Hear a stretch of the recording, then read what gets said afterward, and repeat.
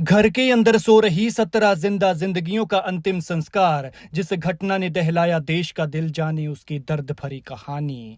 गर्मी की छुट्टियां मनाने जुटा था परिवार, रात भर की मस्ती, फिर सोए और सोए ही रह गए। मां से चिपकी थी 4 बच्चों की डेड बॉडी। कमरे में भड़की आग के बाद निकालने लगे तो एक एक कर 17 लोग निकाले। इन 17 में 8 बच्चे भी थे।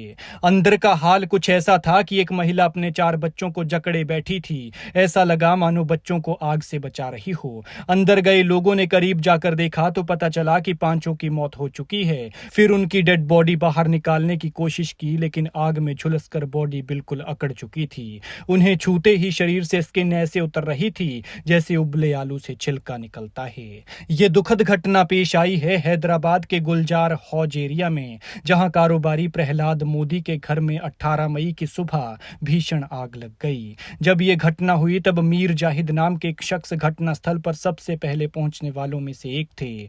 वे चार मीनार से दोस्तों के साथ चाय पीकर लौट रहे थे कि तभी उन्हें महज 100 मीटर की दूरी पर बिल्डिंग में आग लगने का पता चला।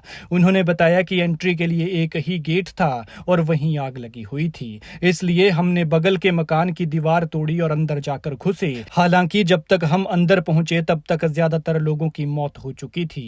हादसे के वक्त घर में 21 लोग थे, इनमें से 17 जिंदा जल चुके थे। जाहिद और उनके दोस्तों ने मिलकर 13 लोगों की डेड बॉडी बाहर निकाली। चश्मदीदों के मुताबिक वेंटिलेशन न होने से पूरा घर गैस चैम्बर बना हुआ था। हादसे में लोगों की मौत झुलसने से नहीं बल्कि दम घुटने की वजह से हुई। जले तो वो बाद में थे जब आग भड़की हुई थी। शुरुआती जांच में आग लगने की वजह शॉर्ट सर्किट बताई जा रही है। जिन 17 लोगों की मौत हुई उनमें 1 साल के बच्चे से लेकर 70 साल के बुजुर्ग तक के लोग थे। पड़ोस में रहने वाले रमन लाल जैन कहते हैं कि मरने वाले 17 लोगों में ज्यादातर रिश्तेदार थे।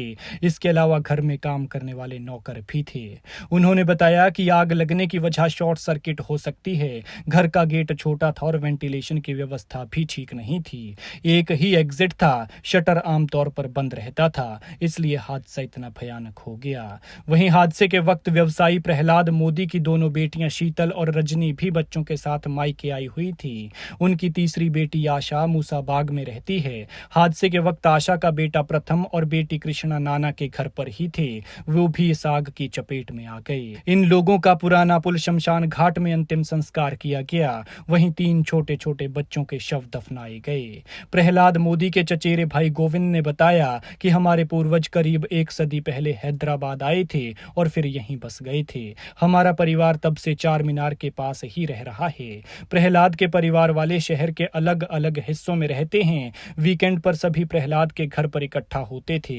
बच्चों ने शनिवार को रात भर मस्ती की, लेकिन किसे पता था कि सुबह होते ही सब खत्म हो जाएगा। खैर, भगवान सभी मृतकों की आत्मा को शांति दे और दुखी परिवारों को दुख सहने की शक्ति